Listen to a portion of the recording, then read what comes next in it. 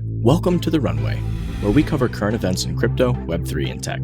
Today's Runway covers Elizabeth Warren's assault on the super dangerous sandwich monopoly, OpenAI's Q model buzz, USChina AI weapon tensions, mining and Web3 trends, Binances New CEO's plans, and IBM's quantum leap in Asia, plus hot tweets, commentary, and analysis. It's Tuesday, November 28th. Let's take off. First up today, we have a story here about Miss Elizabeth Warren. She's at it again. Elizabeth Warren wants the government to investigate America's sandwich shop monopoly. No, this is not a parody, and I'm not making this up. Subway might not be the only one that's freshly baked. Senator Elizabeth Warren thinks the government should investigate America's alleged sandwich shop monopoly. We don't need another private equity deal that could lead to higher food prices for consumers, Warren tweeted Sunday. Yes, she actually tweeted this. We don't need another private equity deal that could lead to higher prices for consumers. The FTC is right to investigate whether the purchase of Subway by the same firm that owns Jimmy John's and McAllister's Deli creates a sandwich shop monopoly. Is this a parody account? No, this is real. Oh, this is classic here. Sandwich Investigation Unit. Big Sandwich must not win. God. X is amazing. Good to know you fixed all the real problems and are moving on to the silly ones. Nice of you to take a break from harassing Elon to break Sandwichgate. It's too funny. Cannot make this stuff up.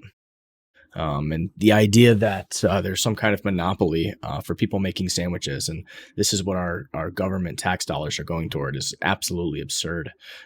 The head of the FTC, Lina Khan, another authoritarian individual going sort of attacking different industries in the same way the SEC is sort of harassing and attacking the crypto industry.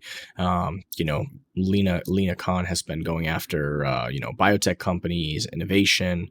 Now she strikes yet again another losing battle, a ridiculous battle, waste of taxpayer dollars and resources going after Jimmy John's and Subway, potentially merging. Why is this so ridiculous? For those of you who may not fully get it or think deeply about it, and might want to sort of learn a little bit more about monopolies. Usually, a monopoly is when something has a high barrier of entry, and it sort of corners a market, right? My grandmother could start a sandwich shop right now and make a sandwich, put some bread, put some stuff together. I mean, there is no monopoly on making sandwiches. This is absolutely absurd waste of taxpayer dollars. Let's move on to our next story. Unpacking the hype around OpenAI's rumored new Q model. If OpenAI's new model can solve grade school math, it could pave the way for more powerful systems. So a lot of people are speculating that this might be, part of the reason that with all the drama with Sam Altman, why he was sort of forced out of OpenAI, they may have had a technological breakthrough. This is from the MIT Technology Review here.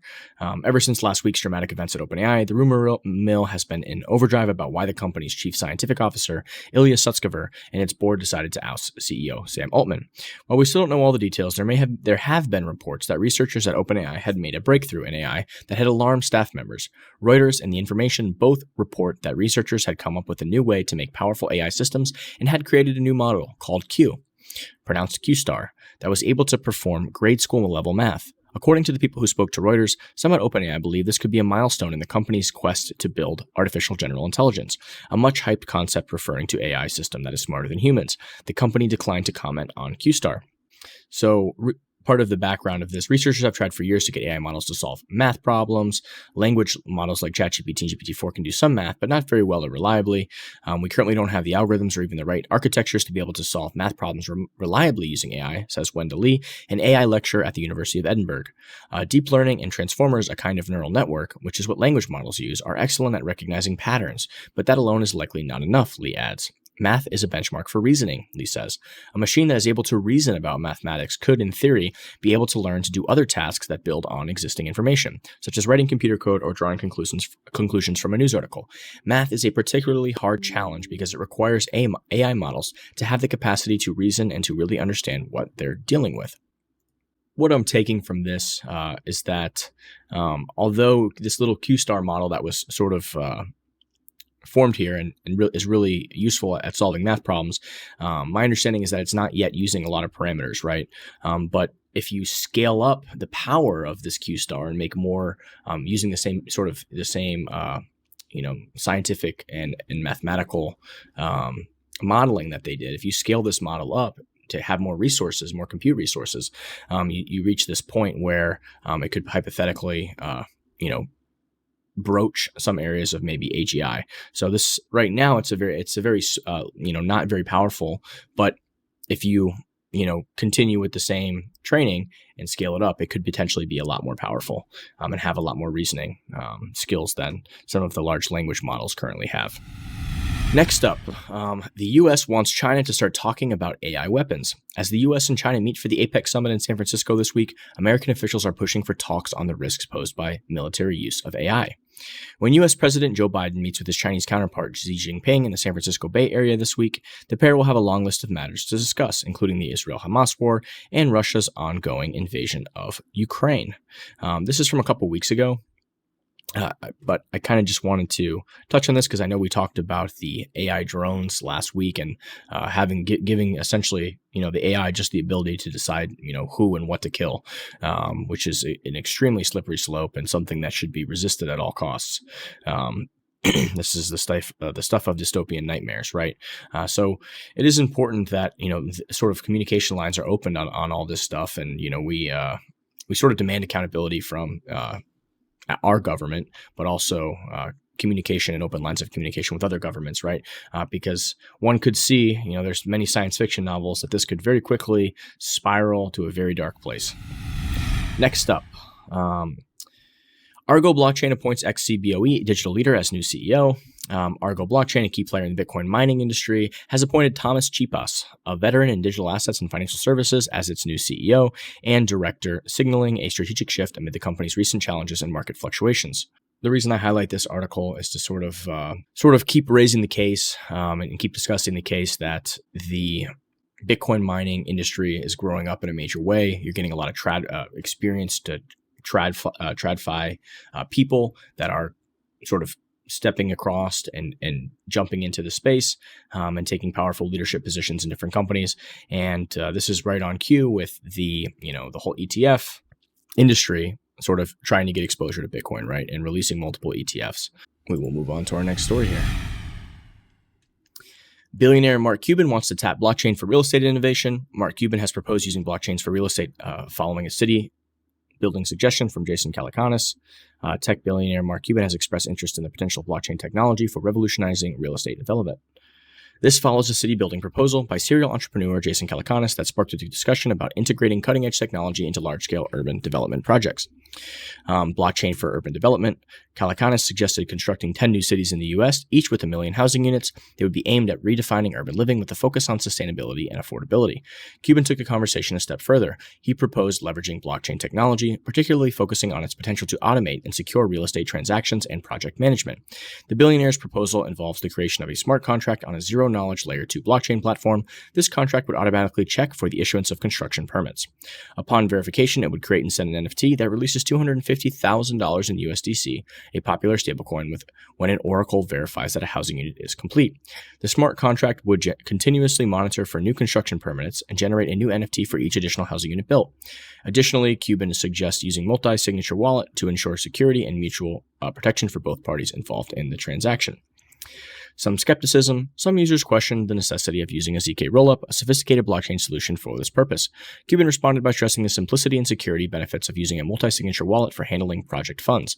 Calacanis, however, suggested opting for a more traditional trust-based method of funds transfer. This follows the theme of sort of this idea of real-world assets coming on chain and sort of using some of the technology that's built into blockchains, whether it be oracles like Chainlink or zero-knowledge proofs or multi-signature wallets. And this is kind of what Mark Cuban is talking about here. He sort of wants to integrate this technology of sort of utilize smart contracts in the way they were intended and sort of pair that with the real world, but with the use of oracles like Chainlink, right? But as far as real estate itself coming on chain and being a sort of a security token, right? So that this would be an area where the SEC would come into play. There's a sort of this contract that's created where you can there's an investment opportunity, expectation of profits, and there are security token markets like T0 that do exist and are trading, and there's a lot of activity there, right? Because using the blockchain technology itself, using blockchain technology allows sort of extreme liquidity. It allows transparency. It allows people to transparently see who owns what, when it was owned, what it's trading for, the value there, the cash flow that it's spitting out. This is essentially sort of tokenizing that ownership in a real world asset, right? So this sort of follows the theme that I expect to see in the next sort of bull cycle that we go through in the markets. Let's move on to our next story here. Mainstream approval critical for blockchain games. Mainstream gamers aren't particularly fond of crypto, especially when NFTs are involved. Web3 game developers have been battling to gain attention of mainstream audiences for years, and according to 3 former gaming executives, that market is essential for the industry's future. Video games have become a favorite pastime for a lot of people all over the world and have even evolved into a sport. Overall, there are more than 3 billion Web2 gamers worldwide as of 2023. According to Exploding Topics, most are considered casual gamers who play regularly, but rarely invest significant time. Here's a cool little chart here with traditional games versus Web3 games. I think Square Enix recently, the other day, I had a friend who showed me that they recently released a NFT collection for a game that they're doing. So I fully expect, Web3 gaming to be, and last cycle there was a lot of capital attracted to Web3 games that were being built. And these games take years to build. They take hundreds of developers. Teams to really make a good game. So we will probably see some of that in the next couple of years, some really fascinating and great games, right? Let's highlight just some key differences here. Centralized versus decentralized. Traditional games are mainly built on centralized servers, so any in-game data may be potentially manipulated. So for an example, what this might mean is, maybe some of you play like a game like World of Warcraft, right? And, it's possible that those who, the game managers, the game wardens, or whatever they're called, they might be able to duplicate items that could be sold, artificially create assets that, nobody really knows how many swords or how many weapons or how many rare coins there are. And that can be sort of manipulated, and that is manipulated. There are, hackers and people, that are part of the game communities themselves, part of the ownership of the game that might do those things, right? And there's really no transparency on the emissions of these supposedly rare assets. And, in some of these games, money is involved and people play for a living and people, do certain things for a living within the game. And I've seen those things sort of prop up in different games. With Web3 games are built on decentralized networks that offer transparency, security, and user control. So one example of this is, at any given time, say an asset is created as an NFT, it's a rare staff or a rare sword. There's only 1,000 of those ever created, right? Well, you can verify that on chain. You can see how many actually exist. You can see, hey, there's only 1,000 of these. Here's when it sold. Here's what it sold for previously.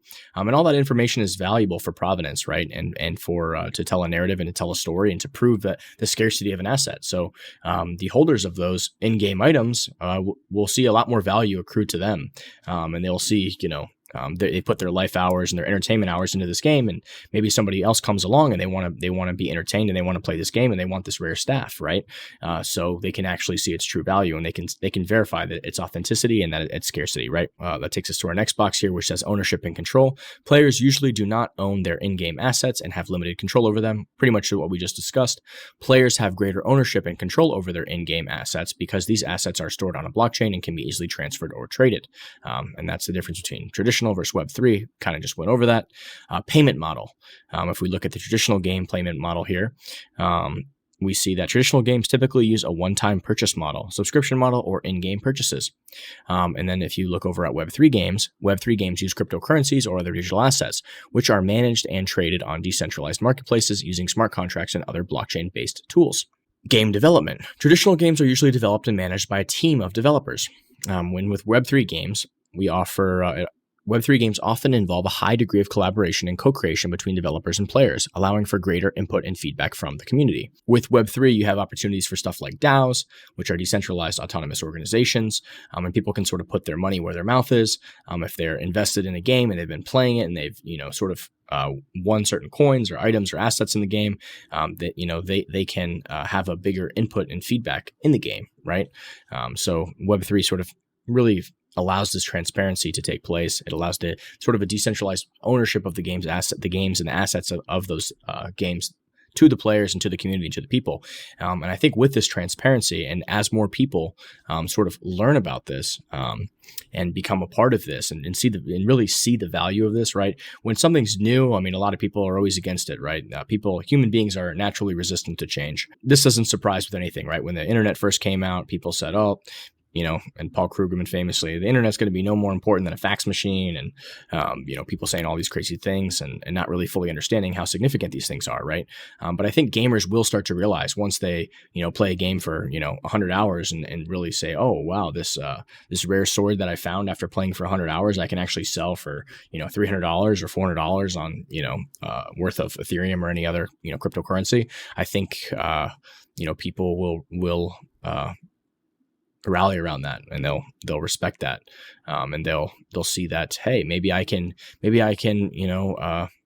play this game. Somebody who's living in, say, a third world country, maybe they can make $40 USD per day by playing a game and then selling those assets to people in the US or another more first world countries that potentially don't have the time to play the game, but they still want the entertainment experience, right? So there's a real market and a real demand for these things. And I think that over the next decade, we're going to see things change in a major way, and we're going to see a lot of value accrued there. All right, next up. Blockchain devs expect complications from EU smart contract kill switch. The EU's Data Act could introduce kill switch requirements for smart contracts, raising questions about how decentralized projects would handle such a scenario. The Data Act, a contentious piece of European Union legislation that includes a clause requiring the ability to terminate smart contracts, has been approved by the European Parliament. If introduced, the legislation will require a smart contract to have a kill switch.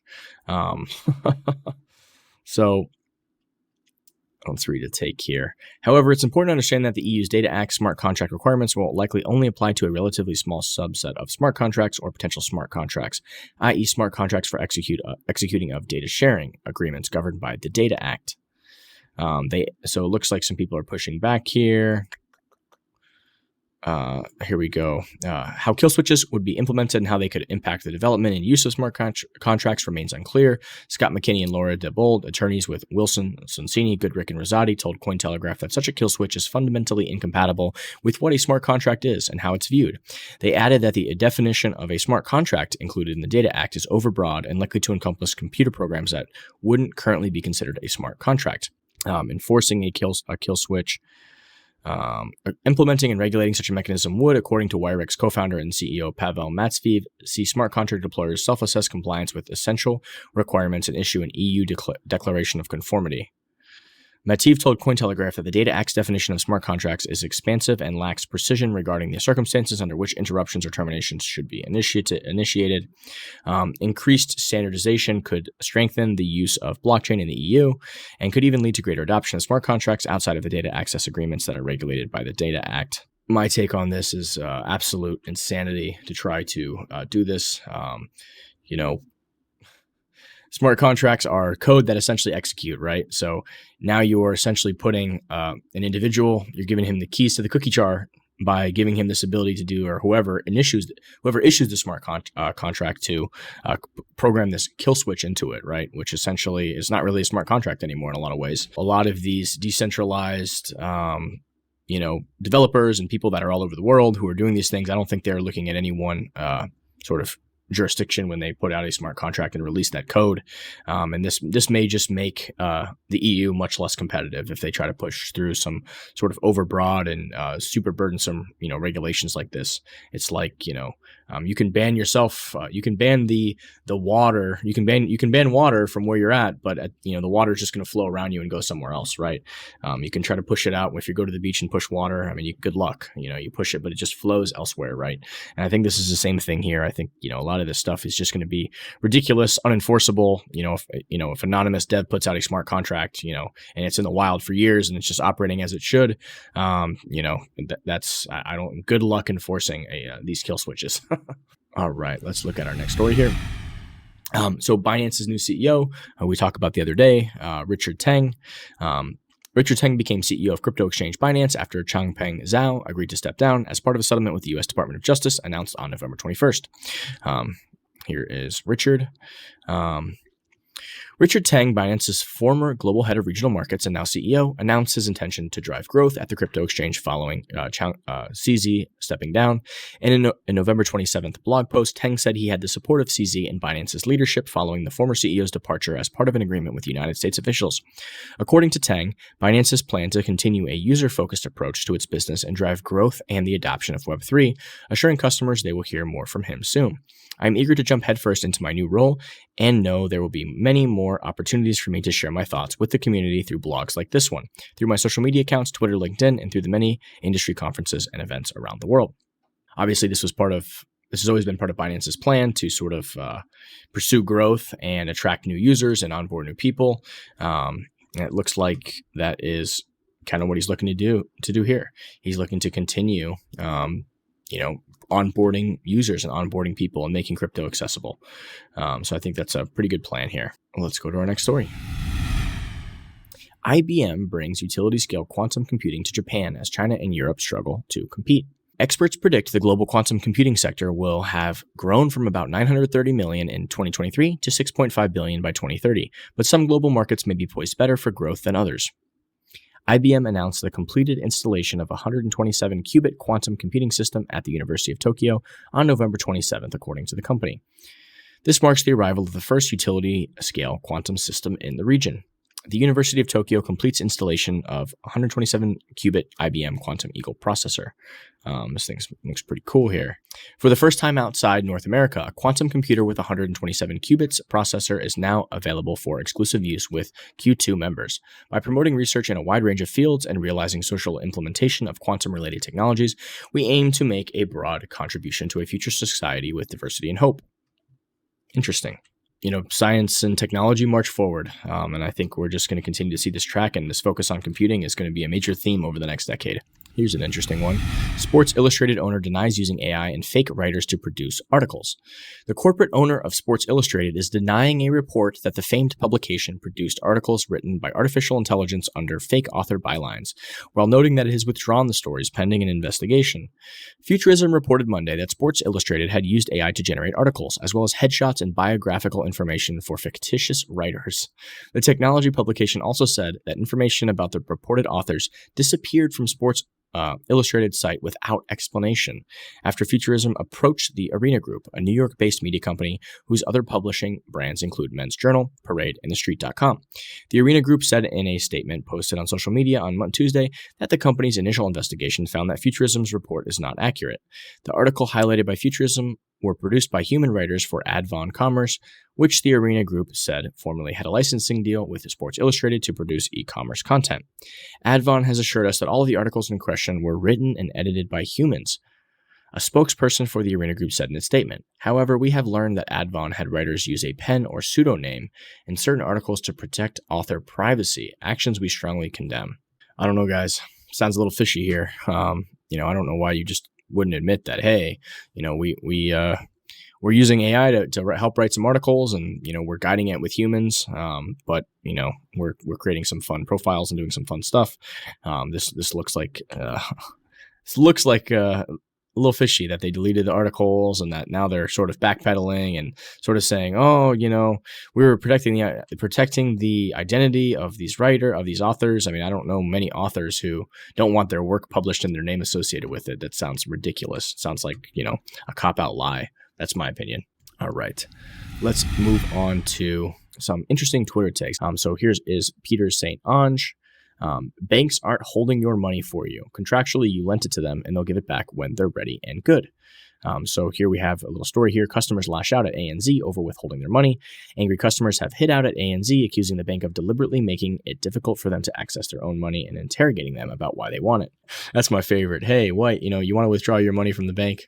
Why do you want your money, sir? Well, it's none of your fucking business. How about that?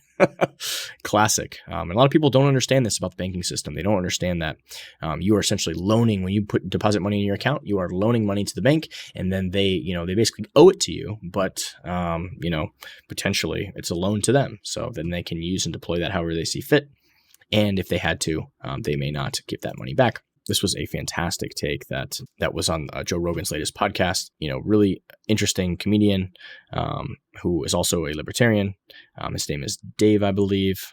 Great episode. The whole system of fractional reserve banking is really kind of this fascinating thing, because everybody still kind of has in their mind that if you kind of have in your mind that the money in your bank account is your money and that you're holding it, that they're holding it for you. Right. But that's not right. That's not what's going on. And if you ever actually read the contract that you sign when you open a checking account, that's not what it is. It's more like you're loaning money to the bank and they owe that money to you, but they don't have to give it to you.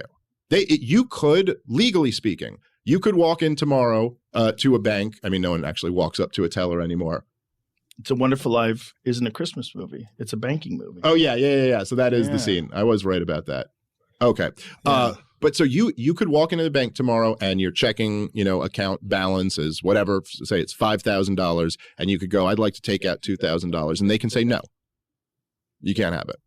Now, they owe it to you, technically, but they don't have to give it to you. They're not just holding it for you to give to you on demand. Now, the system hasn't collapsed, so they will give that to you today if you walk into a bank. But if too many people come in and they want too much money. Well, they don't have it. Yeah. Is the point. So when you open a bank account, and I don't know exactly what the reserve rates are now, because I know they did change this during COVID, but for a while it was 10%. Was what the Federal Reserve set as the reserve that you had to put away. So when you come into your bank and you give them $100 to open a checking account, just to make it an easy number, they hold $10 and they loan out $90. And now, so they'll loan that money out, and so essentially they owe you $100. But the effect of this, right, is that now there's this guy. So let's say you open an. It's a really important thought here to sort of break down and understand. It's sort of the rehypothecation. It's a tough one of your money and how fractional sort of banking works. It's not just that they have to keep 10% of your money on hand. They then loan that to somebody else who has to keep a small fraction of your money on hand, and then they can loan it to somebody else. So we see this rehypothecation that's just done at a massive scale, and it's a very fragile system. But it's been working. The account with $100. Now there's another guy who takes out a loan for $90, and you're now in the economy, and kind of like you think you have $100, and he thinks he has $90, but really, there's not $190. There's only $100. That you get what I'm saying? But now here's where it gets even crazier than that. This guy doesn't just hold his $90. He goes and puts it in the bank. And so the bank holds 10% of that money and then loans out 90% of that to somebody else, who then puts that money in the bank. And then they take 10%. So when you actually look at the effect of it, there's not nearly as much money in the bank as we all think we have in the world. So essentially, if everybody came into the bank, or even just too many people came into the bank and said, we'd like to withdraw our money, there's nowhere near enough money for them to give you. So inherently, the whole thing is kind of a house of cards. It's like when you're going to a stadium and try to use your cell phone, you realize there's no signal, even though you have 5 bars. Right. Because everyone's using their phone. Mm-hmm. So there's no signal for you. You can't get online. You can't make a phone call. Right. This thing only works if we're not all trying to do it at the same time. Exactly. But if we do, then we're in a lot of trouble. Fascinating take by, I think Dave Smith is his name. Really great couple-hour-long podcast. If you guys have some time on your hands and want to listen to a great conversation, Rogan and Dave, they really go down some rabbit holes and touch on some deep topics. So definitely was a great highlight to my weekend listening to their podcast. Let's move on here to the next take. So this is Peter St. Onge again, and Austrian Economics from Javier Milei, how the Canalon Effect means inflation makes the rich richer and the poor poorer. This is a fantastic take. I'm going to play this here. It's about 50 seconds long, and it's a great explanation of the Canalon Effect and what the Canalon Effect is, right? So the Canalon Effect is basically the idea that those who get access to newly printed money first benefit, right? Because they can spend that money in the economy first, right? So we saw this with COVID and a lot of things that happened is that the very last thing to adjust is workers' wages, right? right? So the poorest people essentially are the ones who are hit the hardest, right? Because the cost of goods goes up, the cost of housing goes up, the cost of everything goes up before the wages to pay them actually goes up, right? So it's sort of like this, and I think we've seen this really since 1971, when we fully detached from the gold standard. You've seen this sort of separation between the richest and the poorest, right? So if you're more wealthy, you're more politically connected, you have access to banks, you have access to loans, you have easier access to capital and money, right? So you've sort of seen this divergence since 1970, this huge divergence of the wealthiest and the poorest, and it's continuing to grow, right? The sort of the wealth inequality gap, right? And the question is, why did this happen, and what is part of the reason for that? And I think in a big part, the Canalon Effect is a huge component of this, and this is taught in Austrian economics, but this is not taught, in schools. Really, this is not something that they cover when they teach you about how they like to debase the currency and why 2% inflation is important, and sort of the Keynesian economic ideals that they teach at institutions, right? So let's just watch Argentina's new president kind of break this down a little bit. La inflación es pobreza, efectivamente es pobreza. En la teoría económica eso se llama efecto Hume-Camtillon, es decir, el que recibe último el dinero que sale de la imprenta es el que pierde. ¿Por qué? Porque ¿quién es el que primero recibe el dinero? El político, para gastarlo. O sea, el que primero se beneficia con eso es el político porque recibe dinero de hoy a precios de ayer. Ahora, ¿qué pasa cuando empieza a gastar? Suben los precios minoristas, después suben los precios mayoristas, después suben los salarios. ¿Quién es entonces el que recibe último, el que pierde? Por eso, cuando vos explicabas, claro, cuando vos te dieron el aumento ya te mataron durante X meses antes. Por eso siempre llega de atrás, el trabajador siempre llega de atrás. Y al darse esa situación, es que te cae, en esa transición que cae el salario real, a vos te están matando. That was just a fantastic explanation in 50 seconds of the Canalon Effect and sort of what happens, right? Because those politically connected who get that stimulus money first, the bankers who can sort of deploy that capital, right? BlackRock, who's buying up all these houses, they get sort of that capital freshly off the printing press. And in this case, with trillions of dollars, it would have taken years to actually print the trillions of dollars. So instead, they just pressed that button, but they decided, hey, what banks sort of get this money first and can sort of, deploy the stimulus, right? They printed $20,000 for, or more potentially, for each person in the United States in COVID stimulus, and for that $20,000, they sent out a $1,200 or $1,600 check to everybody, to lots of people. And what happened to the other $18,000, $19,000, right? Where did all that money go? Why all of a sudden do we have 50-year level highs of inflation, right? They would have you believe it's just supply chain constraints, right? But anybody with any common sense at all can clearly see what's happened here. Why we sort of have this record high inflations, right?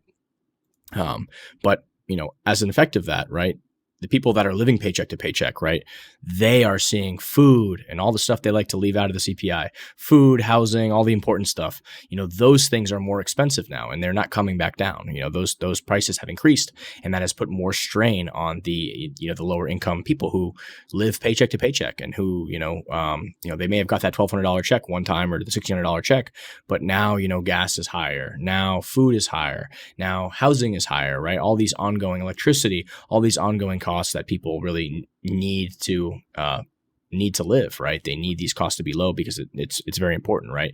People such as myself with more disposable income doesn't really affect people that have money. It doesn't affect the upper class, right? Because it's not a big deal to pay a little bit more for gas. It's not a big deal to pay more when we go out to eat, right? Those types of things. But for people that live paycheck to paycheck, it absolutely is, right? So it's this sort of this injustice that's sort of built into the system itself, right? This idea to sort of print this money out of thin air is essentially you're stealing from the poorest because the richest, we understand this and we know this, and that's why we own assets and own, different things that, can't be as easily debased, right? But the poorest, they need that money month to month to live, right?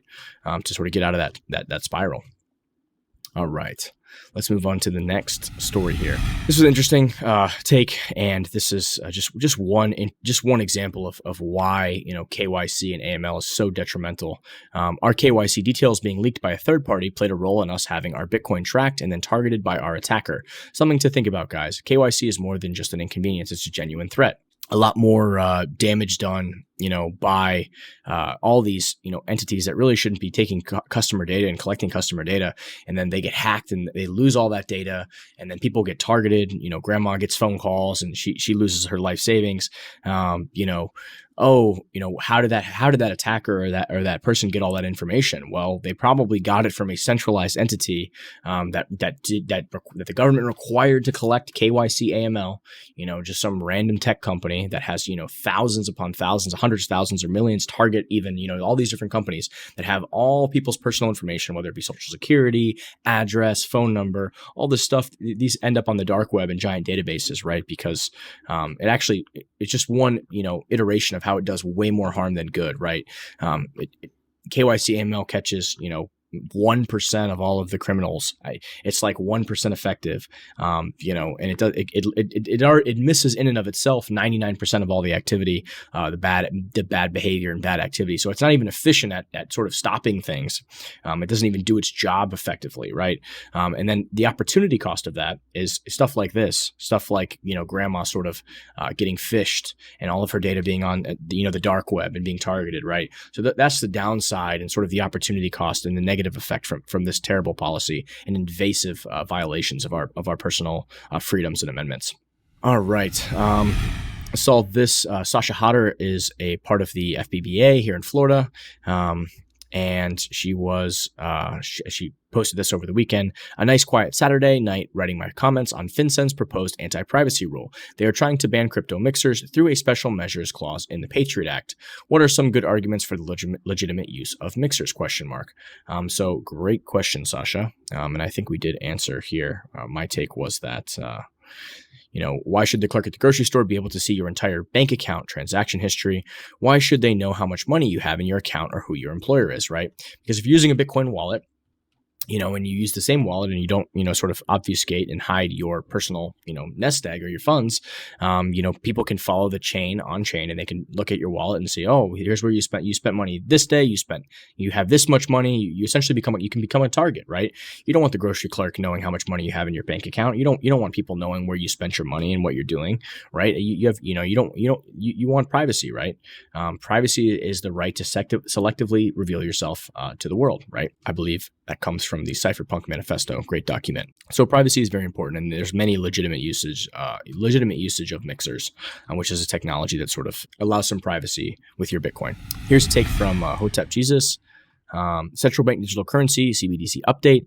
Anti-Chinese CBDC bill introduced in Congress. Senator Rick Scott introduces bill that prohibits money services business from engaging in any transaction that involves a CBDC issued by the People's Republic of China.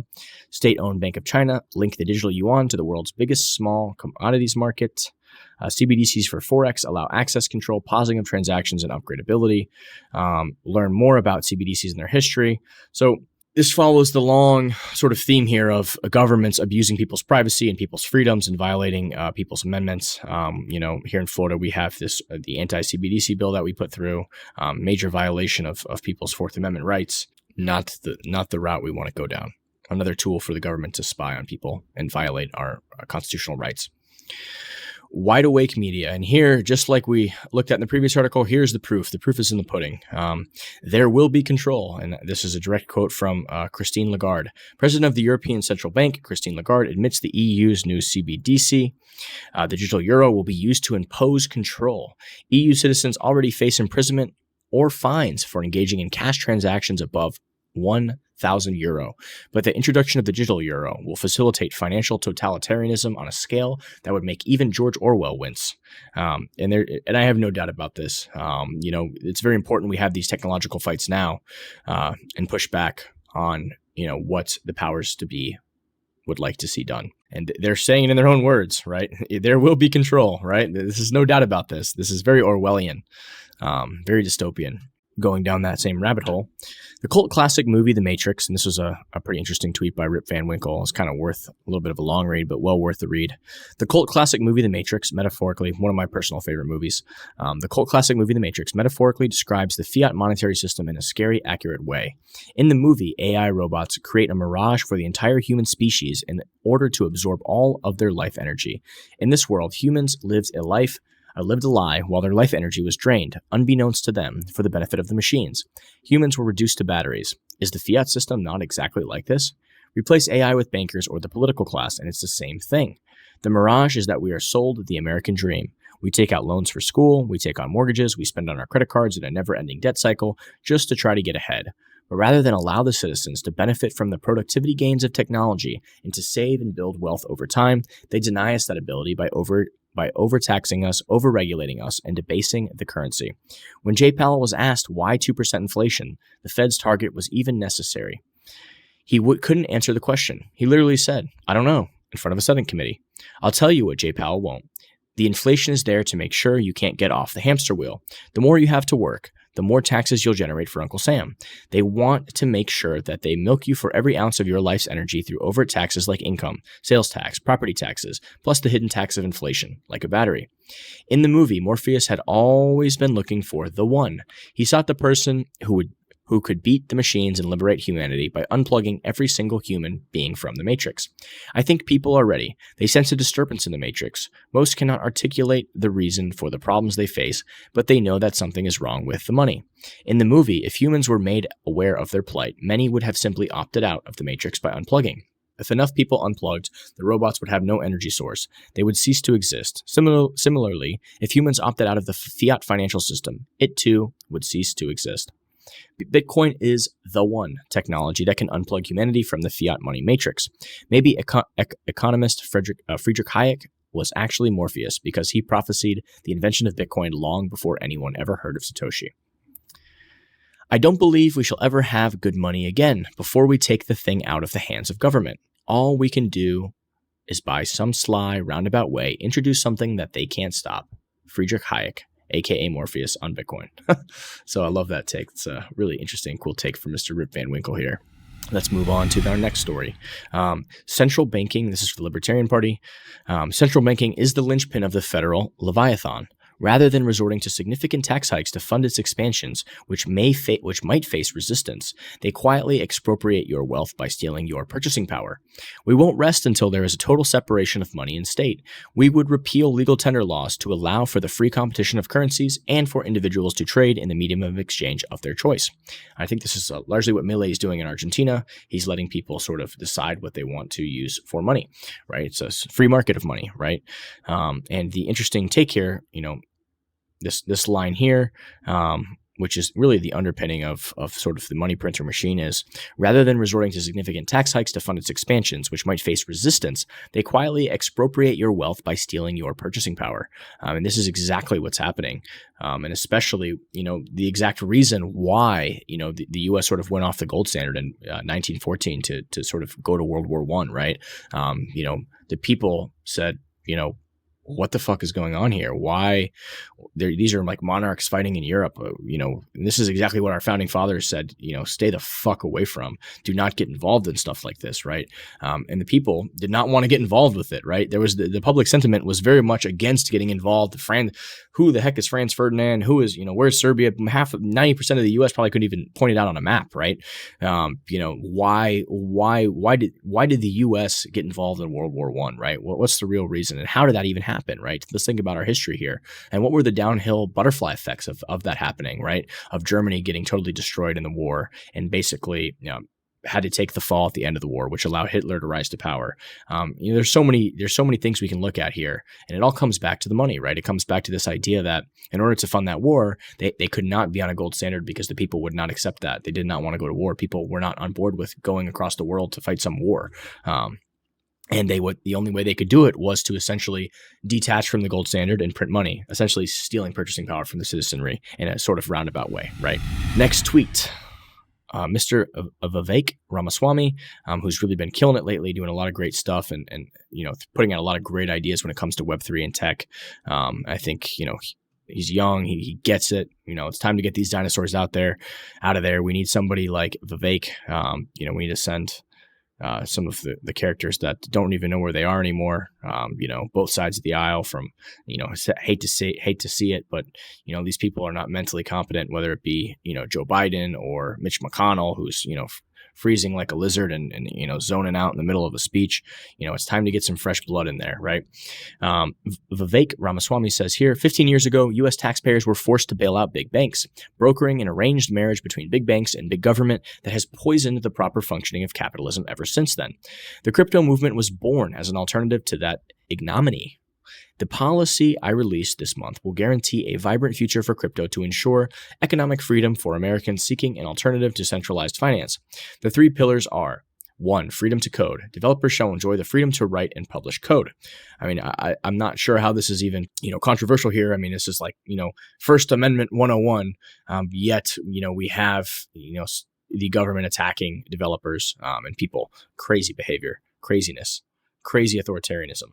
Number 2, freedom to financial self-reliance. Users should enjoy the freedom to be financially self-reliant and independent. Let individuals make their own decisions. People make mistakes and they learn from their mistakes. It's part of life, right? Number 3, freedom from regulatory overreach. Projects should enjoy freedom from regulatory overreach and uncertainty. And I could not agree more. We absolutely do need this freedom. And right now what's happening is disgusting. It's causing capital to flee the US. It's, really affecting our industry. It's very anti-American, right? Going after Elizabeth Warren and, this Lena Khan and and then Gary Gensler and the SEC going after, Subway and wasting taxpayer dollars on this nonsense, attacking US companies that are creating insane value and jobs like Coinbase and Kraken. It's disgusting. It's absolutely disgusting. And it's absolutely anti-American. And it's just an example of authoritarianism and total abuse of power. These unelected people, from Gensler to Lena Khan, just disgusting. Using this policy as our foundation will allow us to unshackle American innovators from the administrative state that persecutes and stymies innovation. This is the way. Could not agree more. Vivek and RFK Jr., 2 fantastic candidates. They've both, really have done the due diligence to understand, Web3, Bitcoin, crypto. They've gone sort of down the rabbit hole a little bit, and they've done the research, and they're intelligent and they're articulate, and they're putting forward good ideas and good policies. And this is what we need for the future. It's really what we need, right? And shake things up a little bit. Next tweet, and Luke Broyles is a great. I really love his sort of thought process on Bitcoin and sort of he puts out some great tweets and some great thought-provoking tweets. The most exciting and devastating part of Bitcoin adoption for most people is going to be speed. People really don't understand how quickly various political currencies could evaporate and how dramatically Bitcoin escalates that rate of change, slowly then all at once. Kanakoa the Great, he always has a lot of interesting sort of long-form content and, analyses and stories. And he kind of talks here about the situation with Elon Musk and Media Matters. So Elon Musk lawsuit is well-grounded in Texas law and could prove very expensive for Media Matters. Excellent article and legal analysis by ex-lawyer Baseball Crank. The specific charge by X in its lawsuit is that Media Matters took extraordinary steps to game X's system in order to evade all safeguards for placing big corporate sponsors ads next to extremist content. According to X, which claims to have tracked what happened with an internal technical investigation, Media Matters was able to produce its examples of ads pairing with extremist content only by rigging its test with user behavior so atypical that no other user would encounter the same ad/X pairings. The alleged conduct is something on the order of a researcher forcing a lab rat to drink water until its stomach bursts in order to prove that water is dangerous. Media Matters is pure evil. Could not agree more. As the complaint's allegations detail, first, Media Matters accessed accounts that had been active for at least 30 days, bypassing X's ad filter for new users. Media Matters then exclusively followed a small subset of users consisting entirely of accounts in one of 2 categories, those known to produce extreme fringe content and accounts owned by X's big name advertisers. The end result was a feed precision designed by Media Matters for a single purpose, to produce side-by-side ad content placements that it could screenshot in an effort to alienate advertisers. But this activity still was not enough to create the pairings of advertisements and content that Media Matters aimed to produce. Media Matters therefore resorted to endlessly scrolling and refreshing its unrepresentative, hand-selected feed, generating between 13 and 15 times more advertisements per hour than viewed by the average X user, repeating this inauthentic activity until it's finally received pages containing the result it wanted: controversial content next to X's largest advertisers' paid posts. Wokey how to journalism. Create account, thing, big brand. Refresh timeline, thing, big brand, ad. Aha. X puts big brand ads next to thing. How unrepresentative was this? X's internal user data tells the story of just how far Media Matters went to manufacture an inorganic user experience strictly aimed at creating an interaction between controversial content and big-name advertisers that was seen only by the Media Matters account and then published broadly. So this is just the reputation put forth by Media Matters constituted 0.0000000000000000000% of impressions served on the day in question. Most or all of these pairings were not seen literally anyone besides Media Matters' own manipulated account, and no authentic user of the platform has been confirmed to have seen any of these pairings. So Media Matters provide that it was possible for an X user who used the platform for the sole purpose of seeing corporate ads matched with extremist content to see those pairings. If the user tried hard enough, it could have published findings showing this in order to argue that Musk's safeguards were not 100% foolproof. That is not remotely what it did. Here instead, it is how Media Matters portrayed its experiment in a pair of articles by Hananaki. The two key publications are a November 16th article titled "As Musk Endorses Anti-Semitic Conspiracy Theory, X has been placing ads for Apple, Bravo, IBM, Oracle, and Xfinity next to pro-Nazi content," and a November 17th article titled "X is placing ads for Amazon, NBA Mexico, NBAC Universal, and others next to content with white nationalist hashtags, emphasis added." In each case, the headline sets the tone by promising to show that such placements are an ongoing occurrence rather than something only Media Matters saw and which was generated in an artificial experiment. Let's scroll down. NBC admits it rigged crash, settles GM suits. So there's basically what's happening here is that they're talking sort of about this sort of a defamation case. They sort of, Media Matters is obviously very evil. They're just trying so hard to create some fraudulent experience to sort of show everybody and throw Twitter under the rug or throw X under the rug. And this is totally manipulated behavior, not organic, basically a smear campaign, essentially a fraudulent sort of defamation sort of a smear campaign. And it looks like X is taking legal action against this. They've lost advertisers. There's real damages here. In the usual case of defamation or its commercial cousin, business disparagement, the main claim raised here by X, it can be difficult to meet the demanding threshold for proving special damages directly traced to the statement. Here, the Media Matters report appeared to have been the direct and proximate cause of those losses by X, and to have been written with the aim of causing them. X has chosen its venue well. The Northern District of Texas, and in particular its Fort Worth division, has a conservative bench, a conservative jury pool, and a relatively fast-moving civil docket. All bad news for a left-wing organization defending a politically charged civil suit. Judge Mark Pittman, to whom the case was assigned, is a Trump appointee. The district is not the sort that tends to favor disposing of cases on motions to dismiss the complaint, rather than allowing them to go forward in discovery. As we shall see, Texas law, which hardly unique on this point, provides some fairly clear guidance in favor of the legal claims brought by X. The legal merits. Does X have a case? Assuming that it can prove the facts alleged in its complaint and that those facts will be judged under Texas law, it would seem likely that the case can survive a motion to dismiss and get to trial. A pair of defamation suits against Dateline NBC provide examples of how these kinds of cases can go. In 1993, NBC settled a lawsuit filed by General Motors after a Dateline program about allegedly unsafe GM pickup trucks featured a test in which a crash caused the truck to catch fire. NBC insisted that its report was accurate.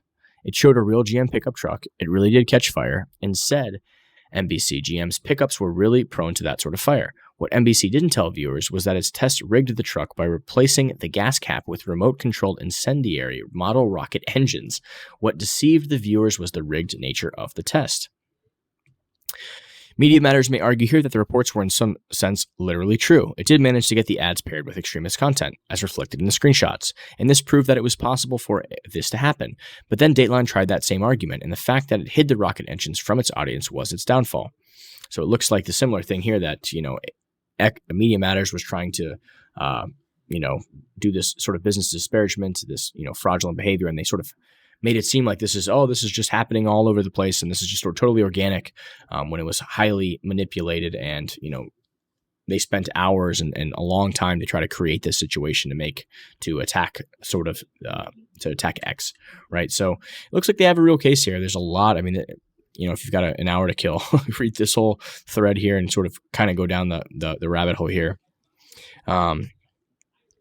The Texas Supreme Court in Bentley v. Button found that a public access host had defamed a judge he labeled as corrupt, in good part because he claimed to know this from documents he reviewed and people he interviewed at the courthouse. These were not just statements of opinion because he did not provide his viewers access to the evidence. The First Amendment doesn't prevent states from punishing defamation based on omissions and context, rather than literal falsity. In Mason versus the New Yorker magazine in 1991, the Supreme Court allowed a magazine to be sued for falsely attributing a statement to a person, regardless of the truth or falsity of the factual matters asserted within the quoted statement. That's not so far from accusing X of placing these ads in the ordinary course of its business, given how hard Media Matters has worked to put them in the company's mouth. In Milkovich versus Lorraine, Journal 1990, the court concluded that accusations in that case, perjury in a judicial proceeding, are not always constitutionally protected opinion if they imply facts that are false and defamatory.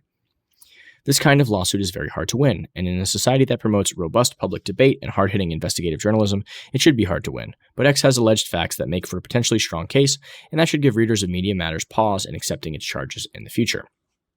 I think what we can get from this at the very least is that, who knows whether this will hold up in court or whether they'll, X will win or what will happen here. Obviously, this is completely unethical behavior by Media Matters, which is, just a pattern that we've seen from them. They're not real journalists. They're activists pushing propaganda. And this is just another example of total propaganda trying to be, shoved down everyone's throats.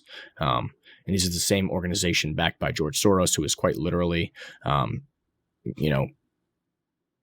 putting these activist judges in positions of power where they just don't prosecute any crime, murders, total violent behavior, just not prosecuted, just let go from jail. They're just totally destroying cities.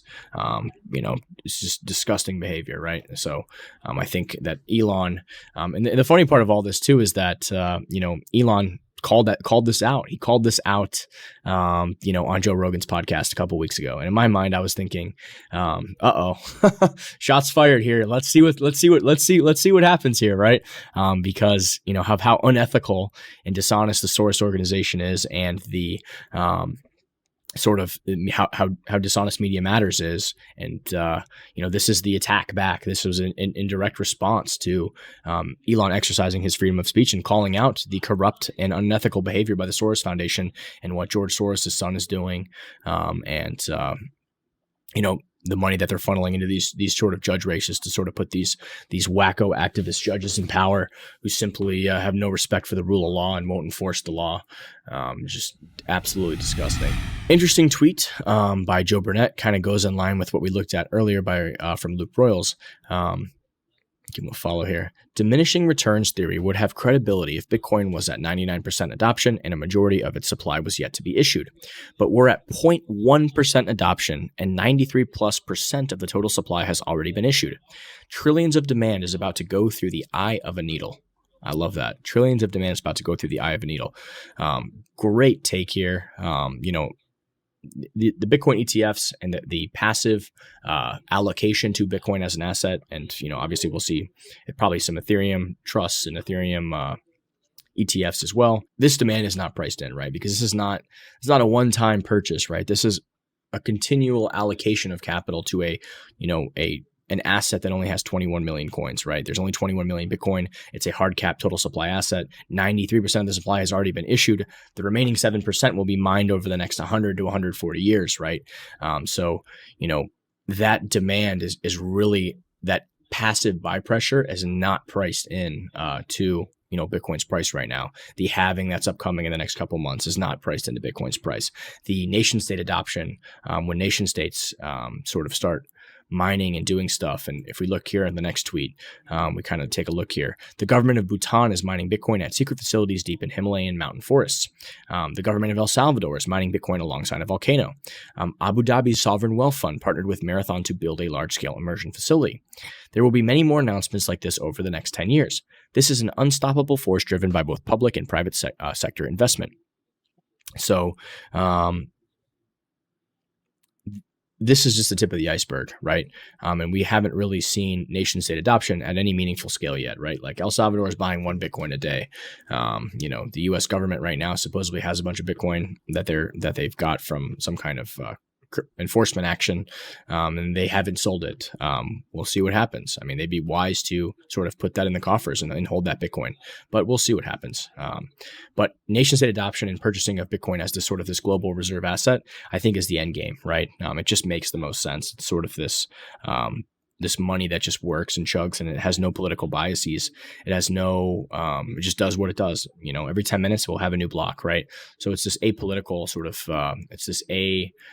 this uncensorable, unseizable money for your enemies, as we call it, right? It's a system that, is totally impartial. Anybody can use it, right? But everybody must respect the system itself and the way it works, right? You can't make more Bitcoin out of thin air. You can't abuse the powers of the printing press. So I think we're going to see these characteristics serve Bitcoin well as this global reserve asset in the next coming decades. That's just my personal take. But the idea here from this tweet by Joe and this tweet by Mike, basically says that, all of these things is not priced in, and it absolutely is not. Nation state adoption is not priced in. ETF passive buying is not priced in. Let's look at our next tweet here from Samson Mao. And this is interesting too, because in 2022, BlackRock released a study that indicated the optimal portfolio allocation to Bitcoin was 84.9%. The remaining 15.1% can go to equities and bonds. So, I mean, if this is kind of interesting, right? But they were looking at Bitcoin over talking about its volatility. So I'll just read this out real quick. Effective skewness in practice. We perform the following asset allocation exercise. Suppose we start with a 60-40 equity bond portfolio. Assuming that equity and bond returns are log normal, fitted to the moments reported in data in Exhibit 1, we compute the power utility risk aversion coefficient to yield that 60-40 allocation. In this case, a risk aversion of y equals 1.5 corresponds to 60-40. Then we hold the risk aversion fixed and estimate the optimal weight of Bitcoin, assuming that the equity and bond weights are held in the same pro rata allocation. That is, the equity and bond weights are set up to be 1 minus HBTC, and 1 minus HBTC HEQ, respectively. We use the mixture of normals distribution, see equation 1, for Bitcoin returns that captures large positive skewness. Exhibited 4 presents the results, starting with 60-40 equity bond portfolio, which is produced with a risk aversion of y equals 1.5.